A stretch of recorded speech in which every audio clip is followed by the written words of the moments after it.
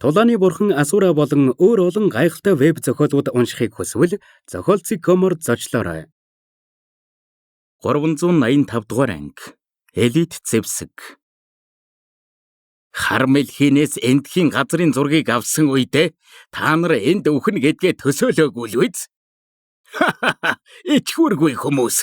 Та нар үнэхээр хар мэлхий биднээс урвна гэж бодоо юу? Тэр та нарт албаар баригдаж, албаар эндхийн мэдээллийг өгсөн юм. Тэдэнд энэ талаар хэлээд хэрэг байна уу? Энэ муусан тэнгүүд өөрсдийгөө их ухаантай гэж боддог. Тэр яаж бид тав шиг ах дүүсийг ойлгох юм? Хар мэлхийний хүү чухалч гэлээ түүний найзууд энд угаа сая мангаслаг аратнууд түүнд илүү чухал. Яг энэ үед хэнгэрэг хаглам инээд сонсогдож дөрвөн дүрс алхан орж ирэв. Тэр дөрөв мангаслаг аратнууд байсан ба биеэс нь хүчрхэг аавра ялгарч байв. Тэд бүгд хуйгалсан байсан ба хилэнцийн толгойтой, зун хөлтийн толгойтой, аалзан толгойтой, могоон толгойтой байлаа. Тэд бол мянган мангас уулын 5 хааны дөрвөн. Новшгич дөрвөн хөгшин мангасууд чаддгийн бол надтай тулдаач гэж Йонган сургуулийн захирал ууртайгаар хашгирлаа. Ичхүргүй мангаслаг аратнууд та нарт өрг тавихаас өөр мэдэх юм байна уу? Нэг эсрэг нэг тулдах юм бол та дөрвийн хэн намайг дийлэх юм? Гэж нуугдмал цагаан бүлгмийн ахлагч хашгирав. Тэдний ууртай хашгирахыг сонссон дөрвөн хаан мангас тоосон шинжгүй чангаар инээгээд ингэж хэллээ. Ичгүргүй булаа аргаараа бид нар та нарыг яаж гүйцэхв дээ? Буруутгамаар байвал хэтг шуналтай өөрсдийг өл буруутгах. Ямар тайч олон юм яриад яахав? Тэднийг хурдан дуусгацгаая гэж хилэнцэд хаан яарууллаа.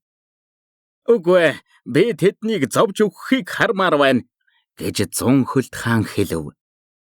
Томаха 2 дугаар ахын зөвөө энэ бол бидний багшийн хийсэн тойрог. Энэ ёр бусын тойргийн тусламжтай элит зэвсгийн хүч бүрэн төгс гарч байна. Тэд битгий хэл бидний багш хүртэл энэ тойрогт орж хвал бүрэн бүтэн муултрахгүй л байх. Багш өөрийн биеэр тэгж хэлсэн шүү дээ гэж аалзан хаан хэлв. Тийм ээ, энэ адгийн хүмүүсийг шууд алжих юм бол тэднийг зовлонгоос аварч байна гэсэн үг. Тэднийг тамлагдаж өгөхийг харсан нь хамаагүй дээр гэж хортмогоон хаан инэмсэглэн хэллээ. Элит зэвсэг, тэгэхэр тэр тойрогт элит зэвсэг байгаа гэсэн үг үү? Тэдний яриг сонссон Чүфэнч баярлан сүнсний хүчээ тараан хачин гэрэл цацруулж байгаа чулууг шинжив. Зэлийн энд үнэхээр элит зэвсэг байна. Тэнгэр минь бид үнэхээр азтай юм а гэж Чүфэн маш ихээр баярлсан юм. Тийм ээ, элит зэвсэг энэ тойргийн их усвэрн юм шиг байна. Элит зэвсгийг авчхал юм бол энэ сүнсний тойрог алга болно. Зэлийн сүнсний хүч Чүфэнийхээс хүчрхэг болохоор тэр элит зэвсгийг илрүүлээд зогсохгүй тэр сүнсний тойргийн сул талыг ч олсон юм. Нэрээ юу? Тэгвэл тэр элит зэвсгийг авчхал юм бол 8 талт нэгдлийнхэн аврагдана гэсэн үг үү? Гэж Чүфэн баярлав. Юу? Чи тэднийг аврамаар байгаа мó? Гэж Зэлийн гайхан асуулаа. Би ертөнцийн сүнс бүлгмийнхэнд их өртөө болохоор ингээд үххийг харж чадахгүй нь. Тэглээч тэнд дэд захирал хүртэл байна. Хэрвээ тэр үхчих юм бол ертөнцийн сүнс бүлгэмд хүн дээр нөлөөлнө гэж Чүфэн толгойд оглоо. Чүфэнд бусдынх нь амь нэг хамаагүй ч гэлээ. ертөнцийн сүнс бүлгмийнхэн түүнд олон удаа тусалсан болохоор тэднийг өгөхийг хараад сууж чадахгүй байв. Чи ямар аюултай зүйл хийх гэж байгаагаа мэдэж байна уу? Бид тэднийг аврахын тулд Тэнгэрийн 5 дугаар төвшний 4 хаан мангастай тулдах хэрэгтэй болно. Дээрээс нь тэд хар хаан мэлхийнээс ч хүчрхэг. Зэлийн чиний өргөмөл эцэгч бас тэнд байна. Чи түүний өгөхийг зүгээр хараад сууна гэж юу? Гэж Чүфэн асуулаа. Тэр Зэленийг хүйтэн сэтгэлтэй гэдгийг мэддэгч гэлээ ийм хүйтэн сэтгэлтэй гэж бодоогүй юм. Тэр ердөөл өргөмөл эцэг. Тэр манай өвөөг алдарт тосгонтой холбож өөртөө зүтгэхийг хүсэж байгаа. Би түүнтэй өчүүхэнч додно биш гэж Зэлийн инэмсэглэн хэлв. Чүфэн, бидэнд ингэж эрсдэлд орох хэрэг байхгүй. Тэднийг үхээд хаан мангасуудыг явахыг хүлээ. Дараа нь бид элит Зевсгийг хэнд ч мэдэгдэхгүй авч болно. Тэгвэл бүгд үгсний дараа хаан мангасууд тэр хэмжиж баршгүй эрдэнсээ энд үлдээн гэсэн баталгаа байгаа мó? Хэрвээ би тэдний оронд байсан бол яасан ч эрдэнсээ энд үлдээхгүй. Тэглээч тэд өөрсдөө эрдэнсээ хамгаалах хангалттай хүчтэй. Энд үлдээх ямар ч шалтгаан байхгүй гэж Чүфэн бодлоо хэллээ. Яг энэ үед Зэлин ч өөрийн эрэхгүй бодолд автав. Зэлинийг чимээгүй болохыг харсан Чүфэн түүнийг гомдооч хуу гэж бодоод аргадах гээд ам нээх гэтэл Зэлин гэнэт толгоогоо өндийлгөн ингэж хэллээ. За яхав, би тэднийг саатуулъя. Чи тэр үеэр нь элит Зевсгийг ав. Элит Зевсгийг авч чадахгүй бол намайг орхиод шууд зүхтаарай. Үгүй, би чамаас хурдан болохоор очоод аваад ирэхэд л болно. Элит Зевсгийг авч амжих юм бол тэр л үз. Авч амжихгүй бол би хангалттай зүхтаж чадна. Хэн чамайг надаас хурдан гэсэн юм? Гэд Зэлиний нүд нь гэнэт нэл яган өнгөтэй болон биеэс нь нэл яган манан гарлаа. Нэл яган манан маш хүчрхэг аимшигтай харагдаж байлаа.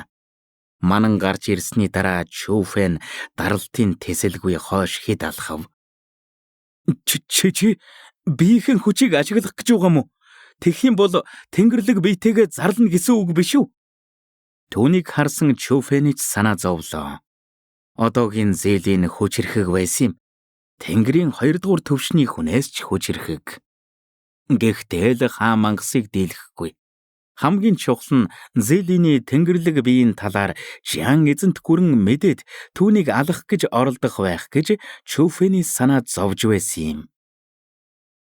Лайк болон subscribe дарж биднийг дэмжээрэй.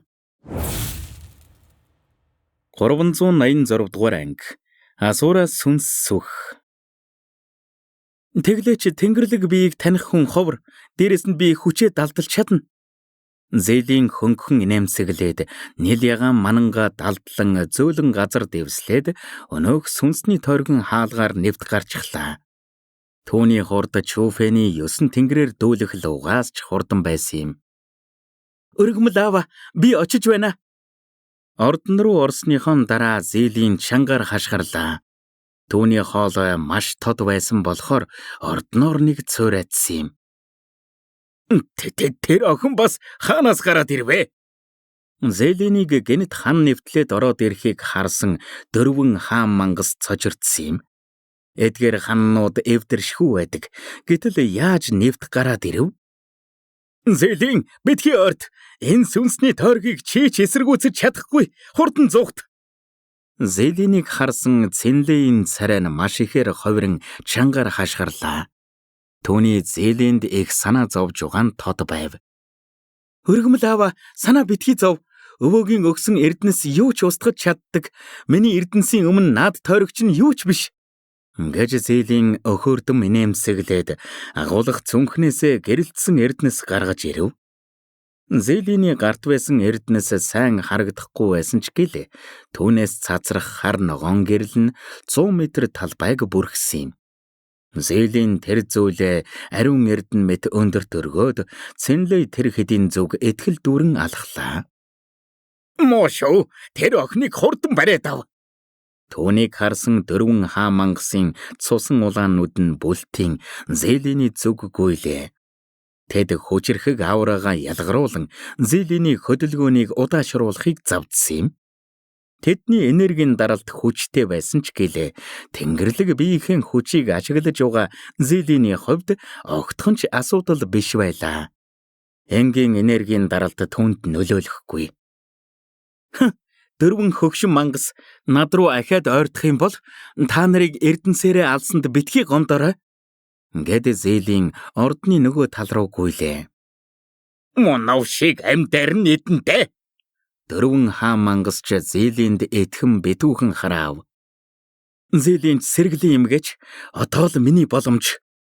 4 хаан мангасыг өрхөдөхийг харсан Чүфэн ч баярлан бодох төдийд доор нь гүнцэнхэр луу бий болж гэрлийн хурдаар өнөөх чулуун тавцан руу нислээ. Новшигч тэнд дахиад нэг байна. Гэвч Чүфэнийг ордонд орвоо үгүй юу 4 хаан мангас түүнийг мэдэрч хэв. Дөрвөн хөгшин мангасаа өнөөдөр би та нарыг алах болно. Тэднийг харсан Зээлийн сэргэлэн гэгч нь гартаа байсан гэрэлтсэн эрдэнсээ шидэв. Болгоомжтой байгаарай. Зээлийн эрдэнсээ шидээд чангаар хаашгарах үед дөрвөн хаан мангас сандралдан байдаг чадлаараа тэр гэрэлтсэн эрдэнс рүү дайрсан юм. Гэвч тэдний дайралтанд өртсөн гэрэлтсэн эрдэнэс хүчин тэсэлгүй дэлбэрч хаа сайгүй ногоон өнгөтэй зүйл бутран өсөрлөө. Энэ эрдэнэс биш вэ? Яг энэ үед дөрвөн хаан мангас тэр зүйлийг эрдэнэс биш гэдгийг ухаарсан юм. Тэр зүйл хэндэж хэрэггүй гэрэлтсэн хог байв. Дөрвөн тэнэгэ саяхан ердөө шөнийн гэрэлт совд байсан юм. Тэдний нүүрний хувирлыг харсан Зээлийн дооглон чангаар инээлээ. Навш, би чамайг үхтэл чин тамлан да. Хууртагцснаа мэдсэн дөрвийн хоёр нь тавцан руу бууцан нээсэж, хоёр нь Зээлийн рүү дайрав. Чүфэн, үлдсний чамд даатглаа шүү. Гэж Зээлийн чангаар орилоод гэрлийн цацраг болон нэслээ. Тэгээд зугтаж байхдаа ингэж хаашгирч байв. Намайг барил да. Намайг барих юм бол шагналтай шүү. Үүнтэй зэрэгцэн Чүфэнч өндөр тавцсан дээр ирээд ер бусын тэмдгүүдээс бүтсэн үзэгсэлэнтэй тойргийг олж харав. Гэхдээ түүний анхаарлыг хамгийн их татсан зүйл нь тойргийн голд байсан зүйл. Гол хэсэгт үгээр илэрхийлэхин аргагүй сүх байсан юм. Урд хэсэг нь юугч тасдах чадалтай маш том хурц сүхний толгой байв. Харин нөгөө тал нь хавирган сар мэт хэлбэртэй байсан юм. Урд хэсэгтэйгээ адилхан юугч цавчих чадалтай харагдаж байлаа. Тэр том сүх жинхэнэ аллагын зэвсэг байсан юм. Чүфэнч сүхний голд 3 үг бичээстэй байхыг олж харлаа. Асуура сүнс сүх. Сайхан нэр байна. Чи минийх. Гэдэг Чүфэн тэр сүхний өмнө ирээд гараа сунган чанга гэгч нь атгаад авлаа. Тэгээд Асуура сүнс сүхийг суглан авах гэсэн боловч чадсангүй. Чүфэн яаж ч оролцсон тэр сүхэд тавцантай нэгэн бүхэл мэт огтхонч хөдлөхгүй байсан юм. Гэнэн жаал, чи өөрийгөө энэ Асуура сүнс сүхийг сугалж чадна гэж бодоо юу? Яг энэ үед түүнийг дооглон инээх чимээ гарав. Хоош эргэж харавал хорт могоон хаан ард нь байсан ба алхамаар ойртсоор байлаа. Түүний энергийн даралт ч эргэн тойрныг бүрхэн авч зүгтах гарцгүй болгосон юм. Үүнтэй зэрэгцэн Хэлэнцэт хаанч бас чулуун тавцангийн нөгөө талд нь ирээд Чүфэнийг чиглэн алхаж байхдаа ингэж хэллээ. Асуура сүнс сүх чулуун тавцанд хэдэн зуун жил байсан. Манай багш хаан мангас хүртэл сугалж чадаагүй байхад чи өөрийгөө энэ сүхийг суглаад эзэн нь болж чадна гэж бодоо юу? Шал тэнэг юм. Лайк болон subscribe дарж биднийг дэмжээрэй.